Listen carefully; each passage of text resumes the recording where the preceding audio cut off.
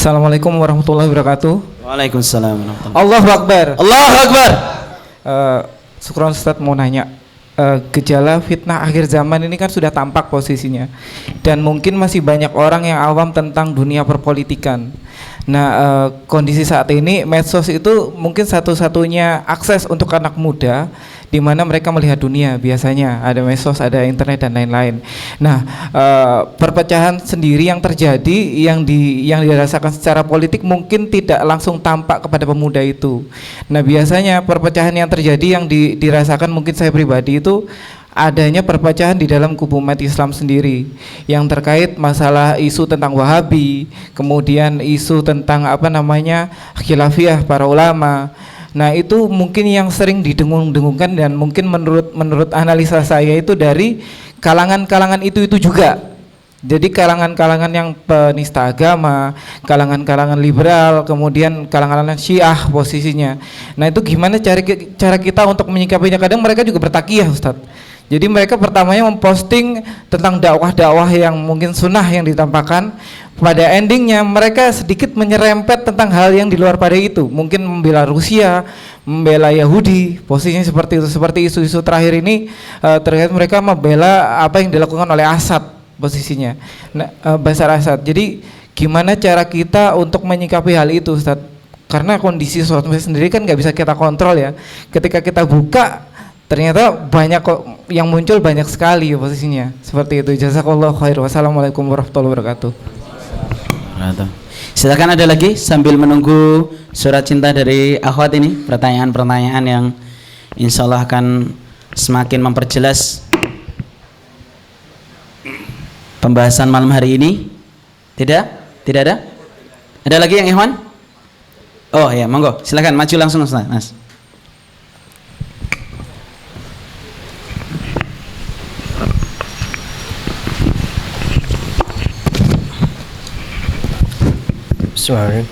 Assalamualaikum warahmatullahi wabarakatuh. Allahu Akbar. Allahu Akbar.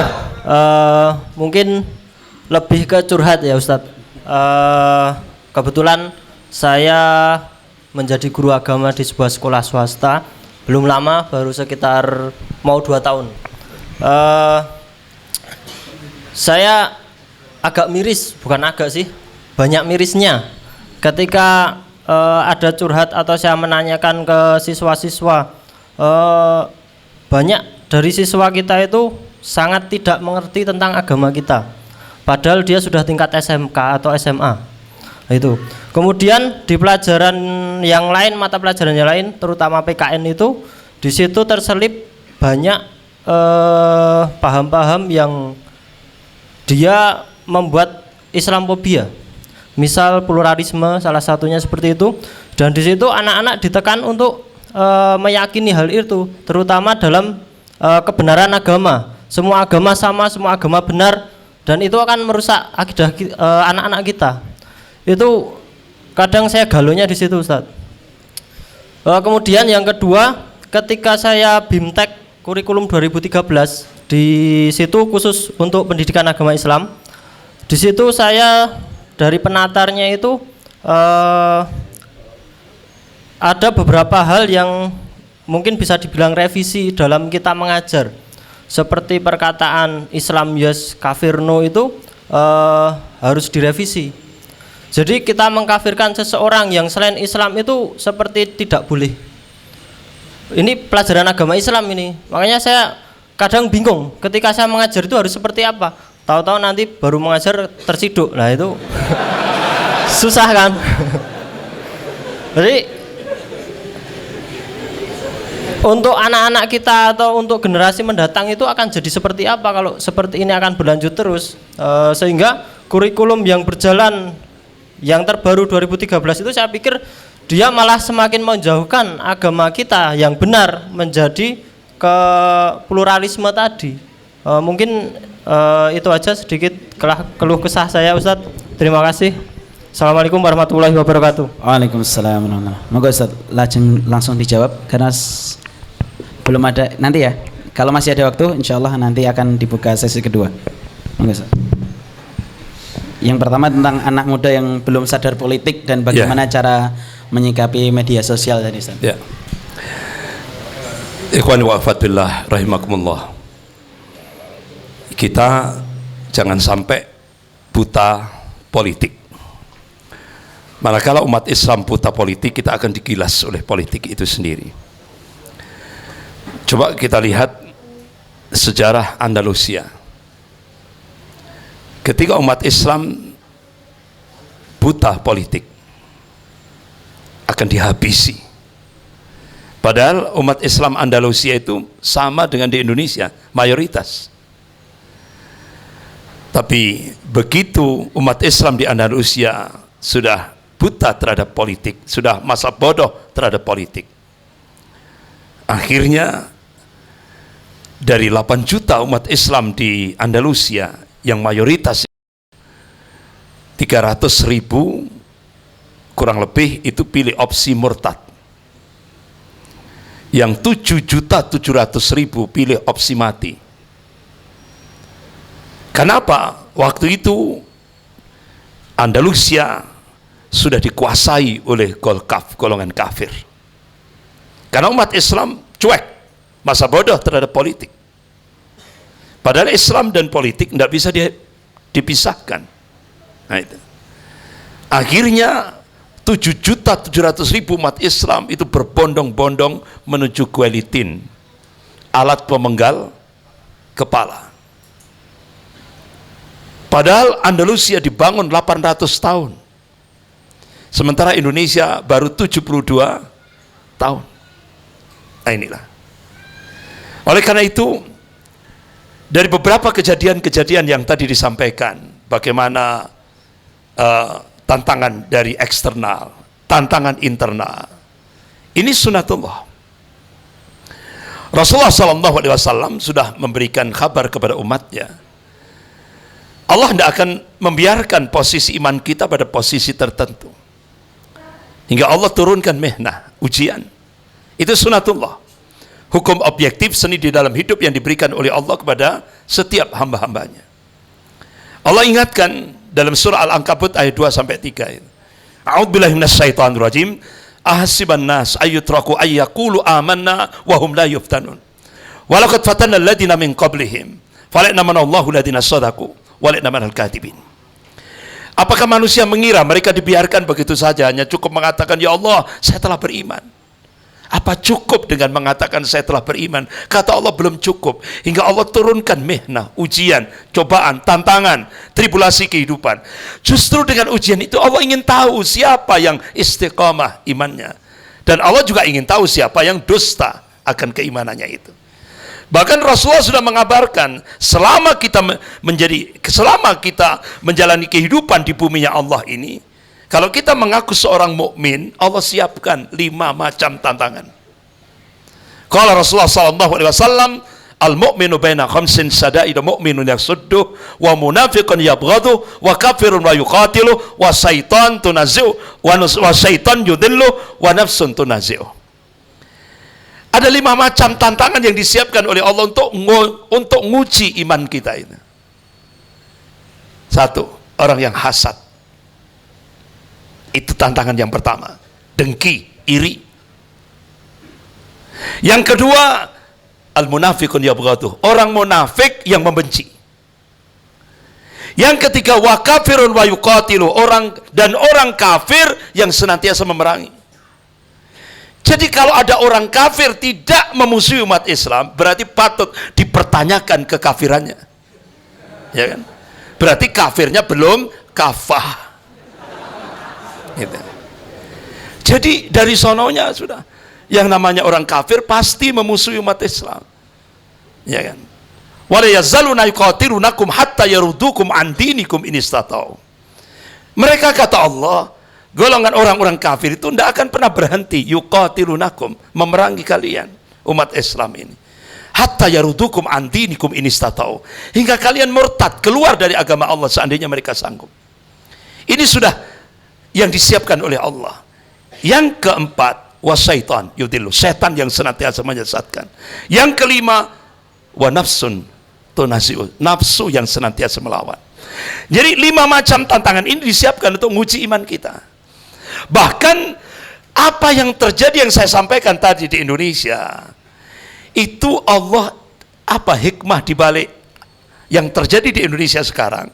Hikmahnya Allah ingin membersihkan barisan orang-orang mukmin dari orang-orang munafik. Allah bersihkan lewat caranya seperti ini tadi. Allah ingin bersihkan barisan mukmin ini dari orang-orang munafik. Dan akhirnya sekarang semakin jelas siapa yang munafik kelihatan. Siapa yang golongan kafir kelihatan. Ya kan? Ini caranya Allah, ini makarnya Allah sudah. Apalagi di akhir zaman seperti sekarang ini. Sudah mulai nampak. Tapi Allah sudah memberikan jaminan, wa kana haqqan alaina nasrul mu'minin. Kewajiban kami memenangkan golongan mukmin. Jadi yang dimenangkan oleh Allah bukan golongan muslim, golongan mukmin. Pasti dimenangkan oleh Allah. Inna Allah la yukhliful mi'ad. Allah enggak akan mengingkari janjinya. La tabdila li kalimatillah. Tidak ada perubahan akan kalimat-kalimat Allah. Ini pasti. Ayatnya sudah jelas. Jadi masa depan itu ada di tangan Islam. Kita harus yakin itu. Allah sudah tegaskan dalam surah As-Saff ayat 9 itu. A'udzubillahi minasyaitonir rajim. Huwallazi arsala rasulahu bil huda wa dinil haqq liyudhhirahu 'alad dini kullih walau karihal musyrikun. Dialah Allah yang mengutus Rasulnya dengan membawa Al-Huda, yaitu Al-Quranul Karim, wadinil haq, dan agama Allah yang hak, ad-dinul Islam, liyudhhirahu 'ala dini kulli, agar Allah menangkan di atas semua agama-agama itu, walau karihal musyrikun, walaupun orang musyrik benci. Jadi Islam ini pasti akan dimenangkan oleh Allah. Masa depan ada di tangan Islam. Itu sebuah kepastian. Jangan ragu. Ya, itu pasti. Ya. Ini janji Allah pasti. Jadi Kak, ada sebuah buku yang menarik, itu judulnya Islam Kok Dilawan. Nggak mungkin menang. Ini sama saja dengan garami lautan. Impossible, nggak mungkin. Ya kan? Islam kok dilawan. Islam ini agamanya Allah yang pasti dimenangkan oleh Allah. Pasti itu. Saya sampai kaget itu, ada pakar sejarah Britania, Inggris, namanya Arnold Toynbee. Tahun 1954 dia melakukan riset. Tahun 1954 ada yang sudah lahir? Ya, belum. Apalagi saya. Ya. 1954 dia sudah, ini pakar sejarah yang cukup terkenal di Eropa, Arnold Toynbee. Setelah dia melakukan riset, dia tulis sebuah buku jadi bestseller itu, Civilization on Trial, ujian atas peradaban. Jadi kata dia, tahun 1954 dia sudah, ini futurolog, dia sudah memprediksi Uni Soviet akan hancur. Tahun 91 hancur. Ditulis dalam prediksi, dia tulis dalam buku itu, Civilization on Trial, kapitalisme Amerika itu akan hancur. Sekarang sudah mulai goyah. Nah, kata dia, Islam akan kembali memimpin dunia ini. Padahal dia orang kafir yang kafah. Apa letak kafahnya? Ditulis di buku itu, di akhir tulisan itu, dia tampakkan bahwa dia seorang kafir yang kafah. Semoga ini tidak terjadi. Coba, kan dongone wong kafir, muga-muga gak sido Islam memimpin dunia. Ini kan dia tampakkan, dia seorang pakar sejarah objektif, tapi ternyata masih di situ, dia masih tulis di akhir bukunya, semoga ini tidak terjadi. Coba, ya kan? Artinya ini orang kafir percaya bahwa masa depan ada di tangan Islam. Bahkan lembaga riset dunia, The Pew Forum on Religion and Public Life, itu sudah memprediksi masa depan ada di tangan Islam. Bahkan Kardinal Ceko itu sudah mengatakan Islam akan menguasai Eropa tanpa peperangan, tapi lewat kekuatan spiritual. Itu kardinal itu kan di bawah paus. Itu sudah mengakui bahwa Islam merambah menguasai Eropa tanpa peperangan, tapi lewat kekuatan spiritual. Masya Allah, sekarang apa yang kita saksikan? Berapa banyak syahadat massal terjadi di Eropa di negara-negara Eropa. Luar biasa. Nah ini, makanya ikhwan wa akhwat billah rahimakumullah, ini sebuah kepastian. Kalau tantangan itu, makanya ketika terjadi berita-berita lewat media sosial, jangan lupa tabayun. Ini konsep, artinya ini pijakan kita. Kalau ada berita yang itu datangnya dari orang fasik, tabayun, recek, konfirmasi. Jangan mudah di-share, ya kan? Kalau ini berita ini kadang-kadang yang paling banyak dari Syiah, ya kan? Dari sekuler, liberal dan sebagainya dan sebagainya. Ini harus tabayun, ini harus kita utamakan. Contoh kemarin ketika Kiai Haji Ma'ruf Amin, Ketua Majelis Ulama Indonesia Pusat, memberikan maaf pada Sukmawati, ya. Akhirnya langsung kan banyak umat Islam yang salah paham, ya, sehingga akhirnya dibully itu Ketua Majelis Ulama, ya kan? Tapi akhirnya beberapa tokoh ulama Madura langsung tabayun, langsung ke Kiai Haji Ma'ruf Amin. Jadi beliau mengatakan kalau umat Islam melakukan gugatan hukum, monggo silakan. Ini bahasa apa kata beliau? Beliau lebih mengedepankan pada fikih dakwahnya, bukan fikih ahkam. Itu loh. Makanya budaya tabayun itu harus terus, jangan mudah. Cuma kadang-kadang ada berita yang jangan cepat di-share, tabayun dulu. Kalau enggak ini jadi musibah di tengah-tengah umat. Kemudian pertanyaan yang kedua tadi, itu apa yang tadi PKN ya kan, PKN itu malah lebih besar jamnya daripada pendidikan agama Islam, ya. Itu memang sudah paket antara Amerika dan Indonesia, antara pemerintah Indonesia dan Amerika. Jadi waktu itu Barack Obama minta, artinya dengan jutaan US dollar, ya, jutaan US dollar itu proyek, gitu ya. Jadi ini sudah satu paket. Artinya Presiden Amerika Barack Obama minta kepada pemerintah Indonesia untuk mensosialisasikan Islam moderat ala Amerika, bukan ala Islam, ala Amerika. Dan itu sudah dibuat juklak-juknisnya, the Building Moderate Islam Moderate Network. Itu. Jadi membangun jaringan Islam moderat. Jadi itu pertama Islam moderat ala Amerika. Yang pertama, umat Islam harus menolak tatbikus syariah, penegakan syariat Islam. Itu Islam moderat ala Amerika. Yang kedua, umat Islam tidak boleh mencita-citakan hukum Islam masuk dalam konstitusi negara. Itu sudah paket, sudah. Yang ketiga, umat Islam tidak boleh menjadikan Islam sebagai superioritas dari agama lain.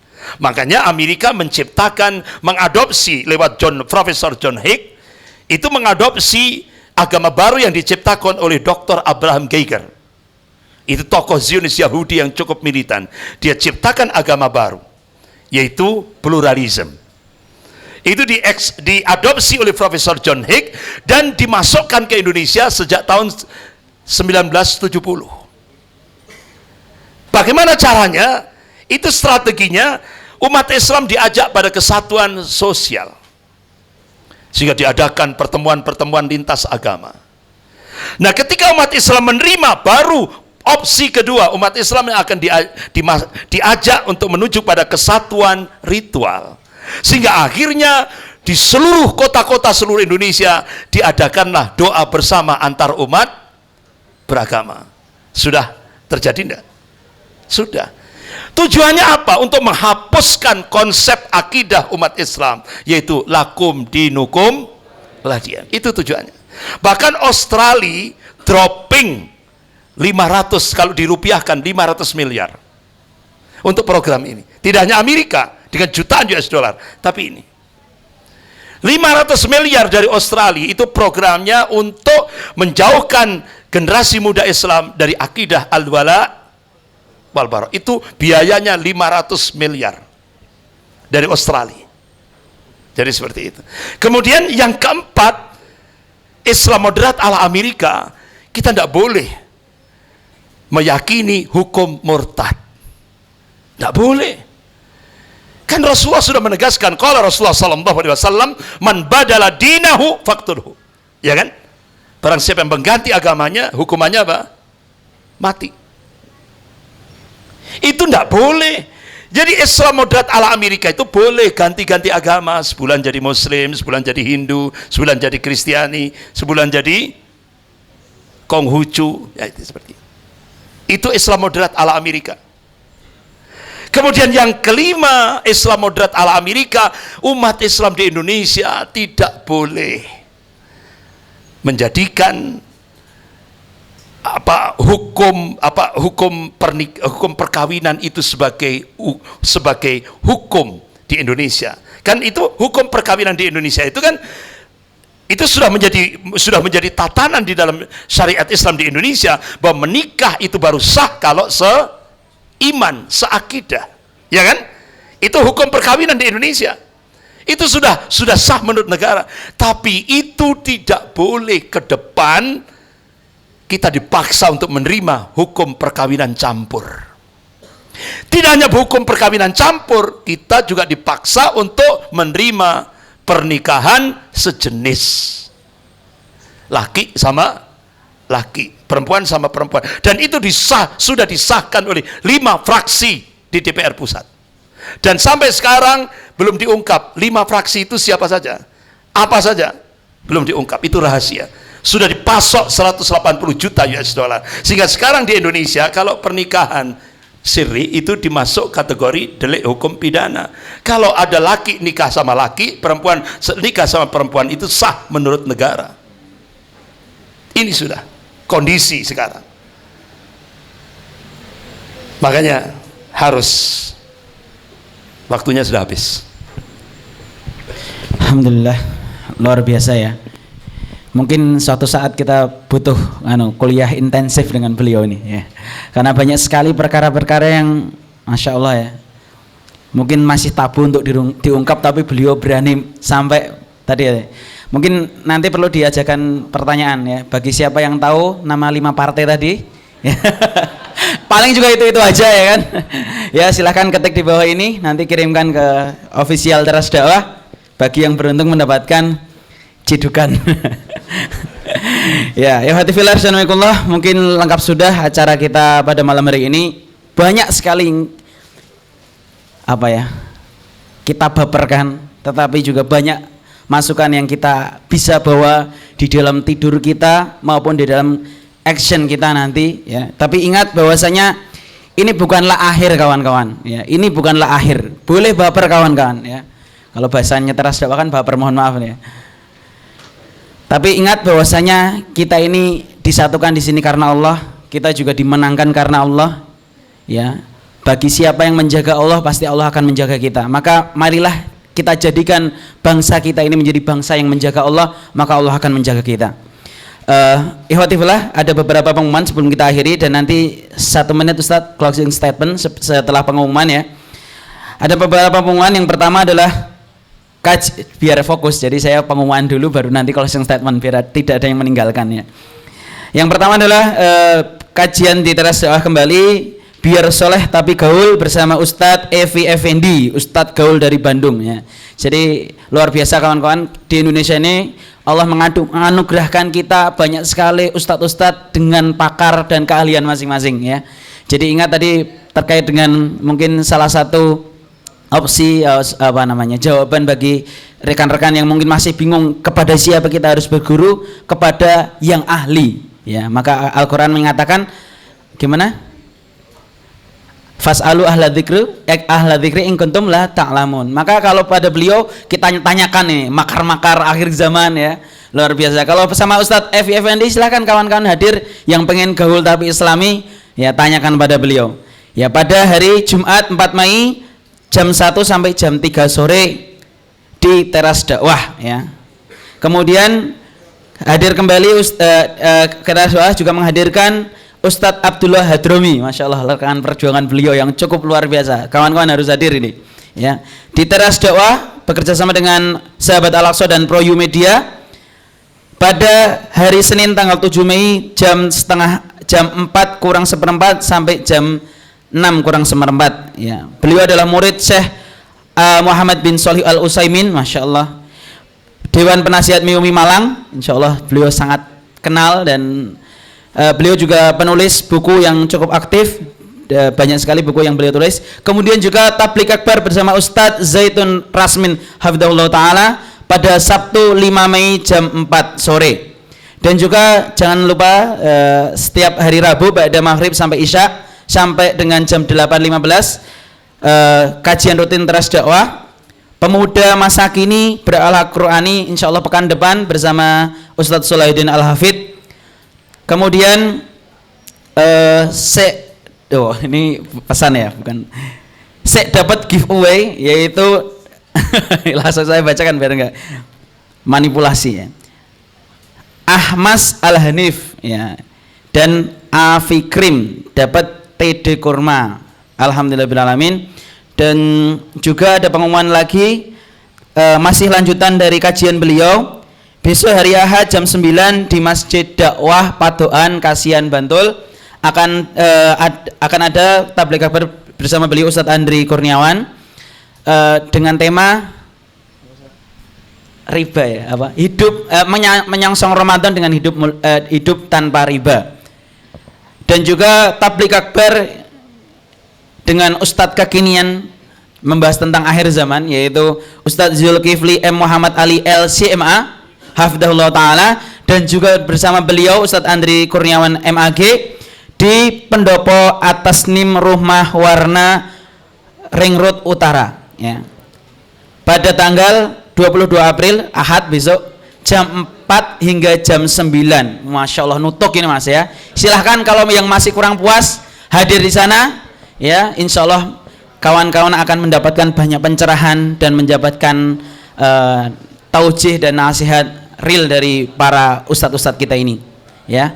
Dan ingat bahwasanya ini baru awal kawan-kawan. Silahkan tadi ya, ajakan kami pribadi kepada kawan-kawan, silahkan Teras Dakwah ini adalah seperti halnya Baitul Arqam pada zaman Rasulullah, seperti halnya Baitul Ansar ya pada zamannya Syekh Abdul Azam rahimahullah. Dan di sini ada Teras Dakwah, dan di Yogyakarta ini banyak kantong-kantong dakwah. Silahkan kawan-kawan hadiri semuanya, sinergi semuanya, ajak minimal 2 orang.